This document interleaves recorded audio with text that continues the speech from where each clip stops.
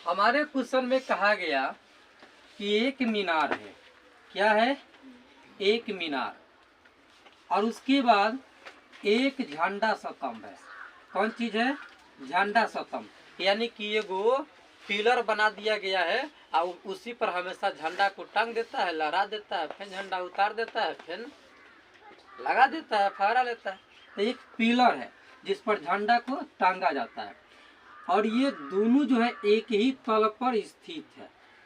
ये दोनों एक ही तल पर स्थित है। जो मीनार है, इस मीनार की ऊंचाई 50 मीटर है। मीनार की ऊंचाई कितना है? 50 मीटर। मीनार की ऊंचाई 50 मीटर है। उसके बाद कहा कि जब हम मीनार के शीर्ष से, यानी कि जो मीनार है इसके शीर्ष से झंडा स्तंभ का उन्नयन कोण, और फिर मीनार के शीर्ष से झंडा स्तंभ के पाद बिंदु यानी कि तल का उन्नयन कोण। ठीक है, अब यहाँ से हम एक रेखा खींच लेते हैं, तब तो इस त्रिभुज एगो बनेगा। कोई दिक्कत नहीं है? चलिए, यानी कि जो झंडा स्तंभ था एकरा शीर्ष से मीनार के शिखर, और फिर झंडा स्तंभ के तल से मीनार के शिखर का उन्नयन कोण कितना है? 45 डिग्री, और ये कितना है? 60 डिग्री। 45 डिग्री, सॉरी 30 डिग्री और 45 डिग्री है। कितना है? 30 डिग्री और 45 डिग्री। ये वाला उन्नयन कोण 30 डिग्री है, और ये वाला उन्नयन कोण कितना है? 45 डिग्री। कोई दिक्कत नहीं है? कोई दिक्कत? एक 30 डिग्री है और एक कितना है? 45 डिग्री। हर चीज हो गया। क्वेश्चन में यही कहा था। इसका नामकरण कर दीजिए, ए बी सी डी, इसका नाम क्या देते हैं? ई। कोई दिक्कत है? नहीं ना? अच्छा, हमको ये दिया कौन चीज है? लंबाई दिए हुआ है।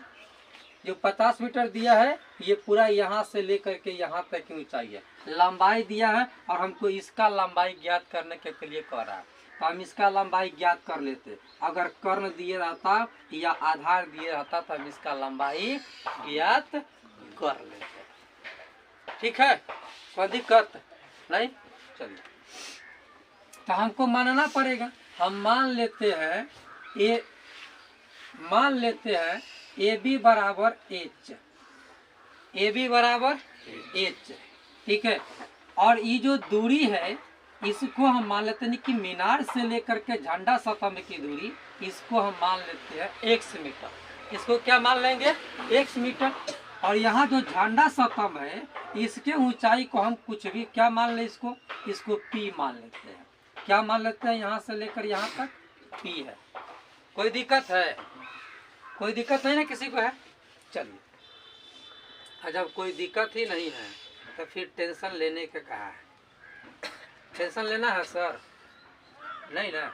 अच्छा, क्वेश्चन में ये ना कहा था, यही है। ठीक है, चलिए, दिया है, क्या दिए हुआ है? इसमें दिया है मीनार की ऊंचाई। मीनार की ऊंचाई, अब मीनार की ऊंचाई का हम नाम क्या दिए हुए हैं जी? AC बराबर कितना दिया है? 50 मीटर। मीनार की ऊंचाई कितना है? 50 मीटर। हो गया, और कुछ तो हमको दिया नहीं है तो हम छोड़ देते हैं। उसके बाद हमने माना कि झंडा स्तंभ की ऊंचाई, झंडा स्तंभ की ऊंचाई, झंडा स्तंभ की ऊंचाई, इसका नाम क्या रखे होंगे? है डी। और आपको पता है कि जितना हाई डी है उतने ना हाई होगा BC। होगा कि नहीं होगा? होगा। जितना हाई दूरी है उतना ही ये दूरी है, मतलब दोनों दूरी सेम होगा। तो हम यहाँ पर लिख सकते हैं डी ई बराबर BC बराबर कितना हो जाएगा सर? इसको अगर P माने हैं तो ये भी कितना हो जाएगा? यहाँ से लेकर यहाँ तक, यहाँ से लेकर यहाँ तक ये भी कितना हो जाएगा? P metre. क्या हो जाएगा? P metre. कोई दिक्कत है? अच्छा, इसको हमको मानने की जरूरत नहीं है, काहे कि अगर ये P हो गया तो हमको इसी से हाई निकल जाएगा। ठीक है, चलिए, इसीलिए अब आप देखो पूरा यहाँ से लेकर यहाँ तक का ऊंचाई दिए हुआ है 50 मीटर। हम कहे हैं कि यहाँ से लेकर यहाँ तक पी मीटर है, तो हाई कितना होगा? तो हम पूरा में से अगर हाई इतना घटा देंगे तो इतना बच जाएगा, कोई दिक्कत नहीं है। चलिए तो ए बी बराबर कितना हो जाएगा? ए बी बराबर कितना हो जाएगा सर? 50 में से हम पी घटा देंगे और जितना आएगा वह क्या निकल जाएगा? A B. इतना बात हो गया। उसके बाद हमने एक चीज और माना है, डीसी बराबर क्या माने हैं? एक्स मीटर माने हैं। सीडी चाहे डीसी बराबर कितना माने हुए हैं? X metre. बस जितना मानना था वो सब मान उनके काम खत्म कर दिए हैं। ठीक है, यहाँ से यहाँ तक हमको कितना मिला है? हाई वाला 50 माइनस पी मीटर, यहाँ से लेकर के यहाँ तक की दूरी है, हो गया। और टोटल दूरी कितना है? 50 मीटर। तो हम सबसे पहले आते हैं इस त्रिभुज में ए सी और डी में। ठीक है, त्रिभुज ए सी डी में, किसमें? ए सी डी में। थीटा के मान कितना दिया है सर? 45 डिग्री। कितना दिया है थीटा के मान? 45 डिग्री दिए हुआ है। अच्छा, उसके बाद यहाँ पर लंब दिया है 50 मीटर। आधार मेरे को पता नहीं है, आधार हमको पता नहीं है। तो हम क्या करते हैं, बैठाते हैं tan थीटा बराबर लंब। आधार किस में आएगा? tan थीटा में आएगी ना। तो tan थीटा बराबर लंब कौन हो गया? AC। आधार कौन हो जाएगा? CD चाहे DC। चलिए, tan थीटा के वैल्यू कितना है?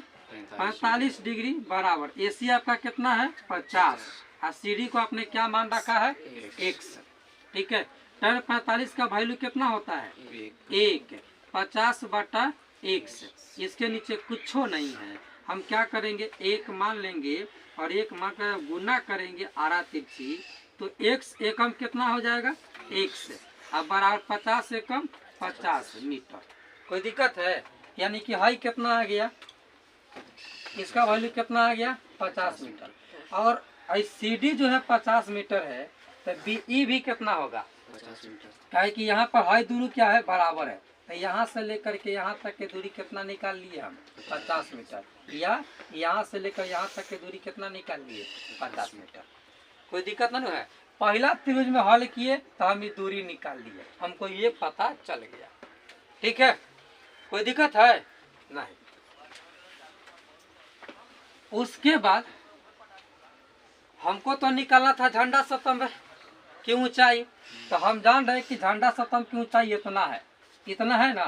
तो हमको जब तक हाई नहीं पता होगा यहाँ से यहाँ ले दूरी, तब तक हमको इतना दूरी पता होगा।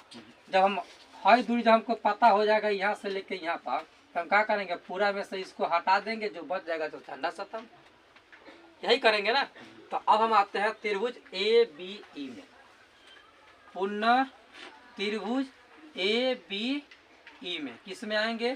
पुनः त्रिभुज ABE में। यहाँ पर भी मेरे पास आधार पता है और ऊंचाई आधा पता है, आधा गायब है।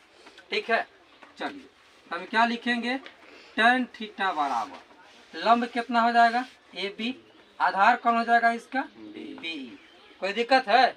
नहीं। तो tan थीटा का वैल्यू कितना दिया हुआ है इसमें? 30 डिग्री। थीटा का वैल्यू कितना दिया हुआ है? 30 डिग्री बराबर AB कितना है आपका? हमने क्या लिखा है AB को?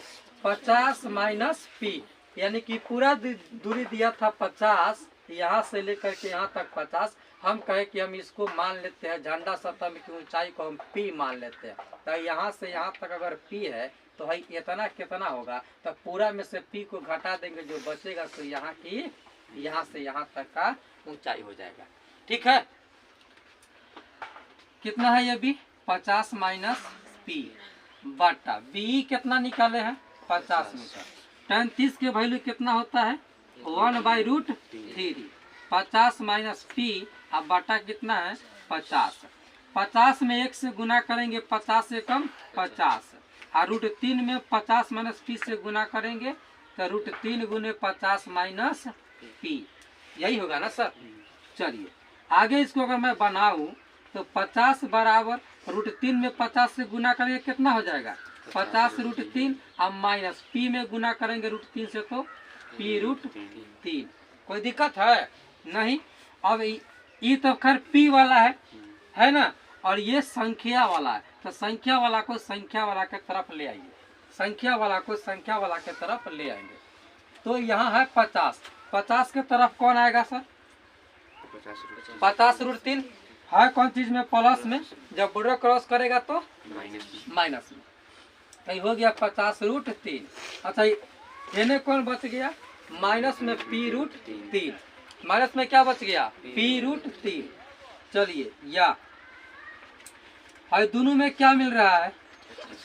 क्या मिल रहा है दोनों में? 50। हम 50 कॉमन निकाल लेते हैं, क्या बच जाएगा?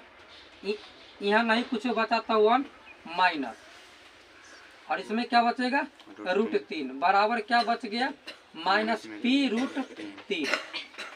हम क्या करेंगे? इसमें से माइनस को कॉमन निकालेंगे। अब माइनस को कॉमन निकालेंगे तब 50 हो गया माइनस में, और जो प्लस में है वो माइनस में, जो माइनस में है वो प्लस में। तो जो 1 है वो खत्म हो जाएगा माइनस में, और जो √3 है वो प्लस में √3 बराबर क्या बच गया? Minus p√3। कोई दिक्कत है नहीं? चलिए या -50 इंटू, इसको लिख सकते हैं √3 प्लस में अथवा 1 माइनस में है, हो गया। अच्छा इसको हम ऐसे लिख सकते हैं p गुने -√3, कोई दिक्कत नहीं ना है? चलिए थोड़ा सा और आगे बढ़िए, हमारा उत्तर आ चुका है 50 इंटू √3 माइनस 1, अब p के गुना में कितना है? -√3। इस तरफ आएगा तो किस चीज में हो जाएगा? भाग में। इन्हें कौन बच गया सर? p। माइनस माइनस क्या हो जाएगा? प्लस। माइनस माइनस क्या हो जाएगा? प्लस। इसीलिए हमारा p बराबर कितना आ गया? 50√3 माइनस 1 अब बटा √3। अब यहाँ से हम मेन जगह पर आंसर ला दिए हुए हैं। अब यहाँ से आप √3 का मान रख करके भी हल कर सकते हो।